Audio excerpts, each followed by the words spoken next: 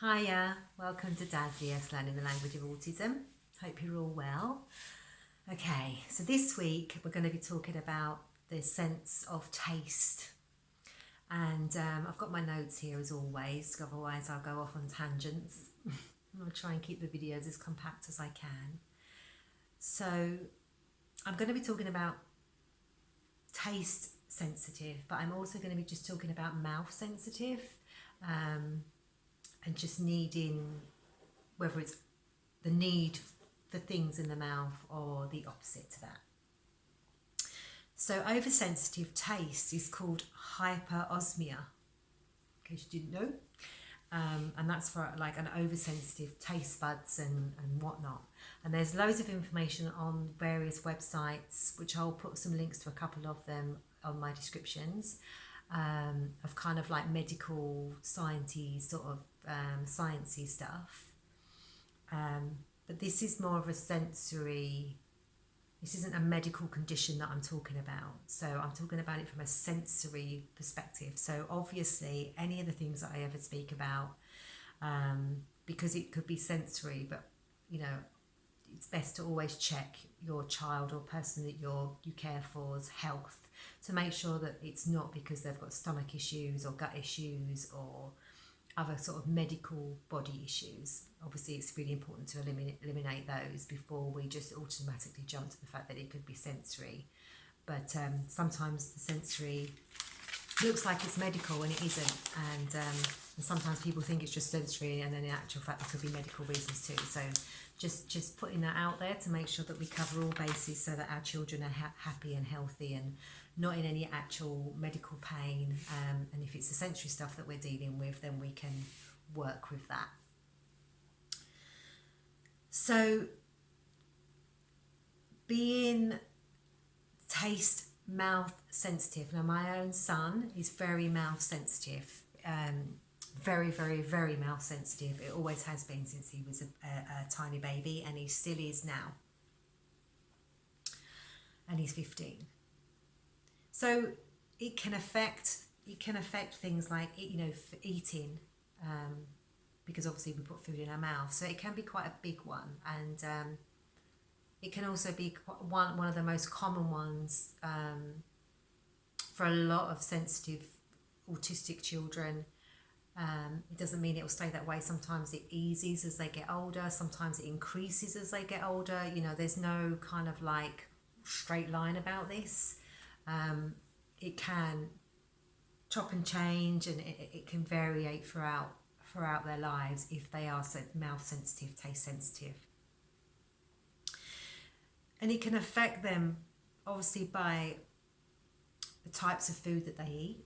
It could mean that they will only eat a certain type of food. It could mean that they'll only eat a certain texture of food and nothing to do with the flavour. It could all be about texture. It could be that they will want to eat the same food, you know, like George when he was younger, like he would easily eat, you know, 5 or 6 bananas one after the other, and he'd just want to keep eating them.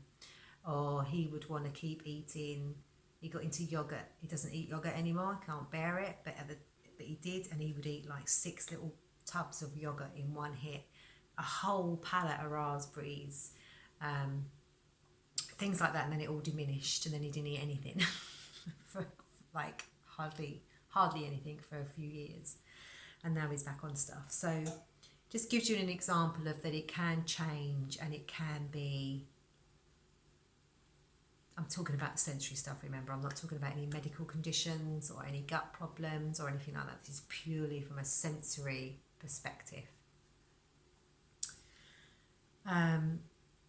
It can also create a fear of food, because if you are mouth taste sensitive, and if it's an overwhelming, you know, that foods are unpleasant to taste, then it might mean that you'll avoid food altogether, which is obviously a problem.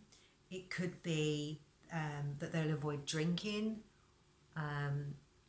if it's an unpleasant feeling, or it could be that they just want to keep drinking if it's a nice feeling. And there are other reasons that could happen.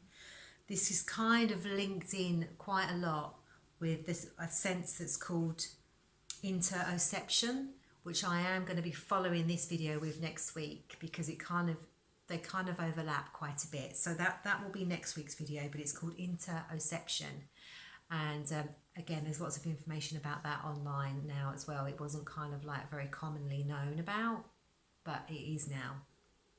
And that is basically when the body, so the feeling of what's going in and around your body, so the feeling of needing to go to the toilet, or the feeling of feeling hungry or feeling full, things like that, which is why I've mentioned it now, because it kind of does link in with food and taste and stuff like that.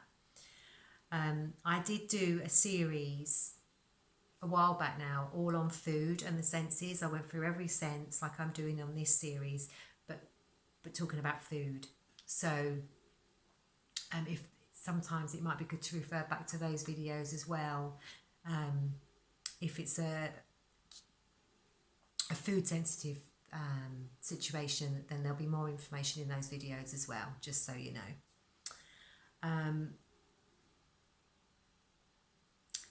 Being mouth sensitive and taste sensitive, like all overactive senses, can cause some physical and emotional reactions, responses. And just some of those, I'll just give you an example of, are things like, you know, vomiting, gagging, choking, coughing, dribbling, spitting, and many others. But they can sometimes be an indication of mouth sensitive, where they feel hungry, really know they need to eat, will put food in their mouth and gag, not because they don't like it, not because they don't like the taste, but because of the feeling of it in the mouth. Purely the feeling of it in the mouth. It could be that it tastes horrible, it could be that it's unpleasant, it could be that it just creates some kind of panic situation in the mouth and throat. It could be that they don't like the texture or the smell. But sometimes it's because they just have got to get it from their hand into their mouth and into their stomach, and then they're okay. But it's they still want to do it, but the sensory overload of that is really intense. So, you know, that's can be tricky, and especially when your children are very young and they're unable to express and explain exactly what's going on in their mouths. So it's up to the parents and the carers to get very creative about how they present food, the kind of food that they give their kids, how they present it on the plate, how big are pieces, kind of flavours, whether you need to liquidize food, you know, all these things sometimes are things that need to happen, whether or not we get caught up in the whole social etiquette of eating and what's acceptable and what isn't. Sometimes we have to let that go and just say, well, okay, but my child, you might be 7 or 8, or she might be 12, 15, but she needs her food purified because otherwise she can't eat. And sometimes you just have to accept that and honour what your child needs. If you know, these sensory needs are big, they're real, and again, nobody needs to take my advice. It's not advice, it's just my stance on it is that we need to eat to live, we need to drink to live, to survive. And because food is such an important, you know, part of our lives, to be healthy and strong and to live healthily and to survive, it's one of those areas that we really need, I feel, to take our time over and be very sensitive to our children's needs, so that we don't make a situation worse, even with good intentions, because of the emotional attachments to food, because of the you know, as a parent, we worry when our children don't eat. It's one of our biggest worries. When our children aren't eating properly or drinking enough, we worry, and quite rightly so. So there's a lot of anxiety and stress related around the whole food situation. So the more as parents we can honour our sensitive children's eating habits and needs, rather than going on the well, that's not age appropriate, or that doesn't look very, it doesn't look like I've brought you up very well. All that stuff, we have to get rid of it and just say, well, this is how my child needs to eat so that they eat safely, healthily, and happily. You know, food needs to be a nice, happy, pleasurable experience. So, you know, they may not be able to taste tastes that are unpleasant. So like obviously unpleasant, like feces and like food that's gone off, maybe food that's like, or you know, you might find if they're a mouth sensitive, like my son when he was little, you know, like most babies when they're crawling around on the floor when they're young, they don't know anything, they're just learning, they pick stuff up and everything goes in the mouth, and then slowly they grow out of that. Neurotypical kids. Well, mouth sensitive children and people will be constantly trying to put things in their mouth because if it feels good, because it just feels good, regardless of taste, regardless of anything else other than the fact the need to have something in the mouth is just a really satisfying feeling. So it's like, be very mindful of that, because that's what our boy was doing, and he was like literally hoovering up anything. It didn't matter whether it was plastic, whether it was mud, whether it was poo, whether it was bits of fluff, whether it was bits of rubbish. It was like we had to have eyes like a hawk, and it was just a go-to. And sometimes he would rub things like this over his mouth, whatever it was, even if it was a, you know, like a sock. This is a clean sock, a sock, or anything, any object that he found. The first thing he would do was he would put it to his mouth. Everything. So that gave me a really good indication that he was a sensory seeking, mouth sensitive human. So sometimes when you see your child, if they're a child that does eat feces, which can happen, and they think, God, why is that? It's not about the taste. The taste kind of can get overridden by the need to eat, have stuff in the mouth. On the other hand, some flavours or tastes can cause like a sensation in the mouth. So like a fizz, it can create like a fizzing sensation in the mouth, or like a prickly sensation, or heat, or stuff like that. Just like it can on the skin, it can cause that sensation in the mouth, and whether that's an unpleasant feeling, which is what might prevent your child from wanting to put food or stuff in their mouth, or if it feels good to them, then that could be a reason why they're like, oh, I'm going to keep doing that. I want to keep doing that because I love that feeling that it gives me. And obviously we all know about our taste buds. So we've got sweet, sour, bitter, salty. Yeah, that's it, on our mouth. So if we are tongue, mouth sensitive, some foods will taste, it might be a salty food, but it actually won't taste salty. It will taste bitter or sour, or, you know, it can get all mumbled, jumbled up. So, you know, like with kids, as a nursery nurse, we used to do like little like games and stuff with different types of food, and get lemons and apples and all sorts of different flavours, and say, oh, this is like a bitter taste. And I always used to think, maybe we shouldn't say that because it tastes different to everybody. So just because, let's just use a lemon as an example, because it's quite a taste. You know, some people really, really, really enjoy that taste of bitter lemon, whereas most of us, to suck on a lemon is quite a thing to do. But there are some humans that like it. And so for sensitive people, they may find that a really satisfying feeling in their mouth, because they're seeking that sensory, like, gimme, gimme, gimme, gimme, gimme. So they may seek out foods that are really powerful tasting, that create a sensation in the mouth.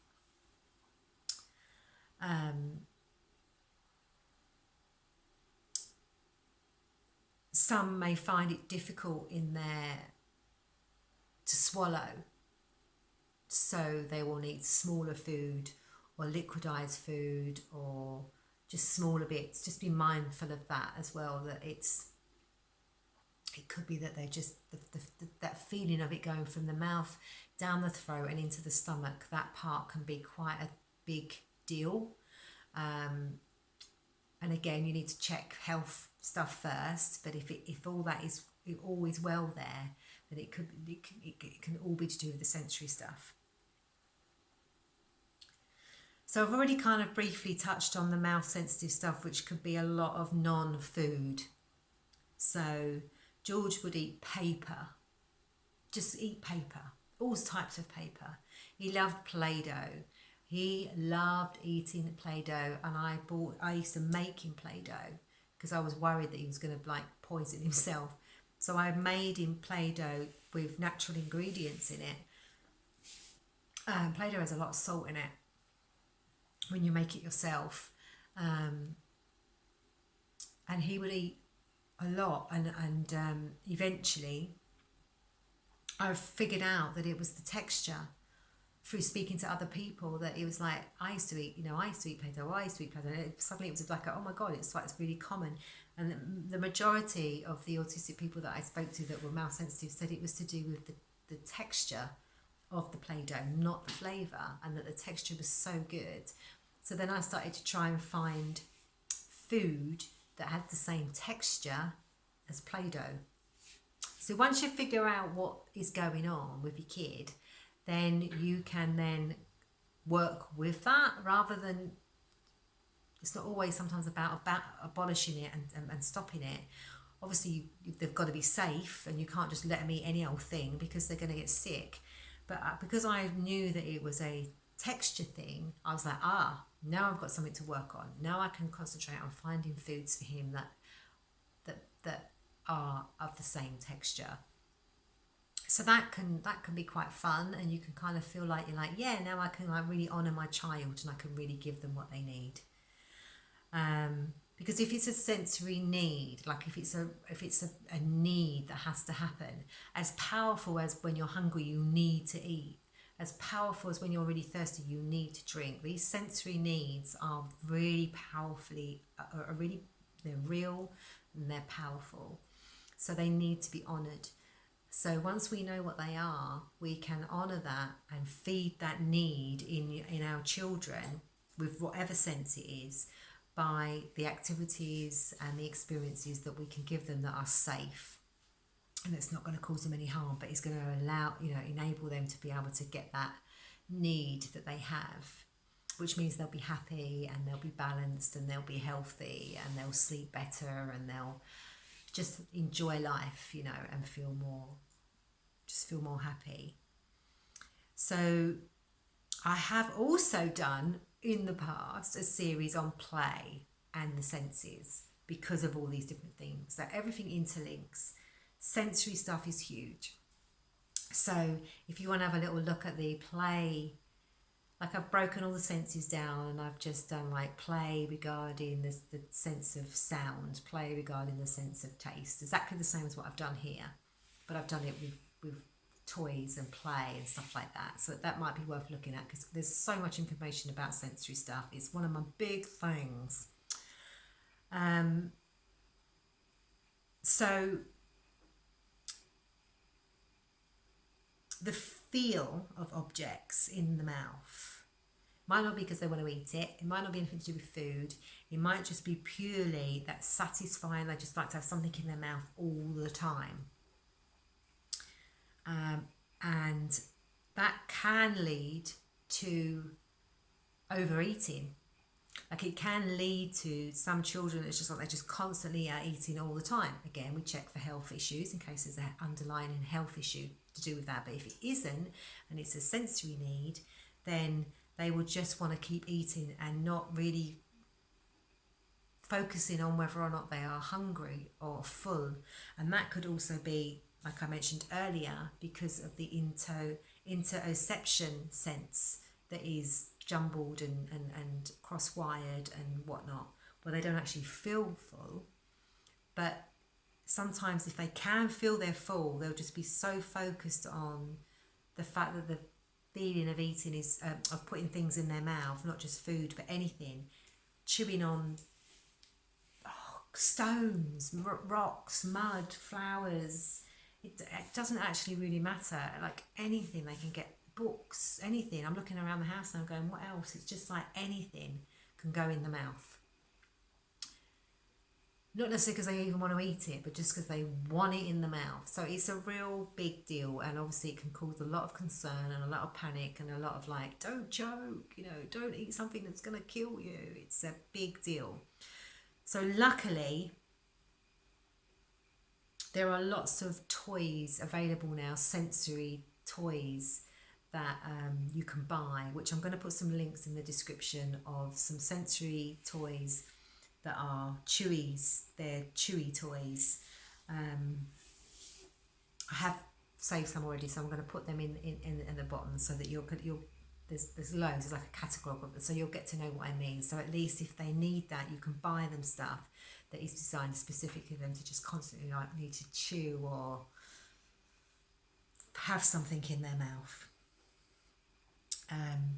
That's also a vestibular sense, which I'm going to be talking about the week after, where they need to feel pressure and that feeling of that when you're chewing and you're and it just feels good. It can fall into that category as well. So when they're really young and really little and unable to express or tell you what's going on, they may be children that, and adults still do it, but normally by the time they're into adulthood, somebody's figured it out and is can kind of like help them. But it could be that they're just constantly nibbling, you know, a book. It could be that everything you give them, they eat or nibble or chew and then spit out.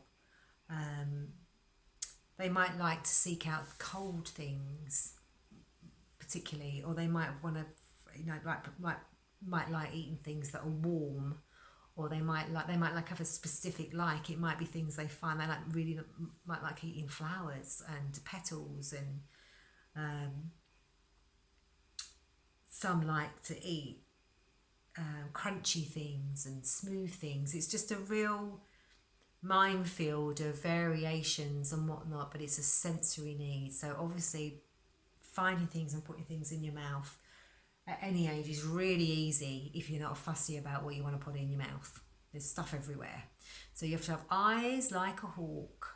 And my advice, if I'm going to give any, is if this sounds like your child or the person that you care for who has got this sensory need and sensitivity, is whatever they can't have because it's not safe or it's dangerous, find them a replacement that is safe, because it will be a need and it can literally drive them nuts if they can't have it and satisfy that sense.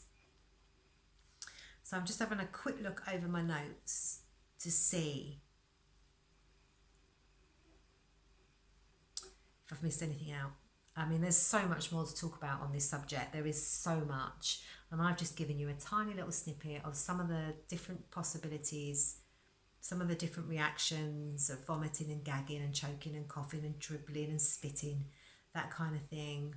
Or different textures. We've covered textures, tastes, feelings in the mouth, the likes or dislikes. If they're not eating, it could be that they don't like things in their mouth. Our son never used to be able to handle seeing people eat. It would make him gag just by other people eating. He was that sensitive to mouth stuff. Or if he saw animals on the TV eating, he would gag. We used to have to eat away from him in another room. Now he's fine. He's 15 now and he's absolutely fine. But these were things that when he was younger, it was a really big deal, and it was really carefully monitored, and we wanted him to eat, we wanted him to be healthy, as we all do, so we didn't have a problem with sitting in the other room and eating. or eating away from him because it would just cause him to vomit or gag, and it was unpleasant for him. So it wasn't a behavioural issue, it was a sensory issue that he couldn't help. And over time, it just diminished. He just began to become able to cope with that.